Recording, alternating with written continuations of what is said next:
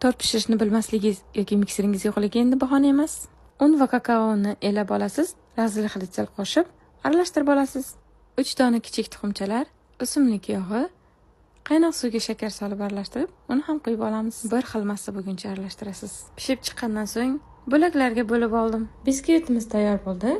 Kremimizga sugushonka kakao shokolad va albatta pure milk sutlari kerak bo'ladi. Mahsulotlarimizni qozonga solib, yaxshilab aralashtirib, so'ngra olovda qaynatib olamiz. Kremimiz quyuqqina bo'lgandan so'ng shokoladni solib, yaxshilab aralashtirib, muzlatgichga olib qo'yamiz. Biskvit krem qilib, tortimizni yig'ib olamiz. Afsuski 1 daqiqalik videoga hamma ma'lumot sig'madi.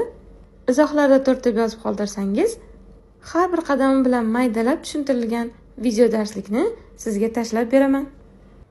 Aniq bilaman, bu tortni osongina qo'llaringizni o'ynatib pishirib qo'yasiz.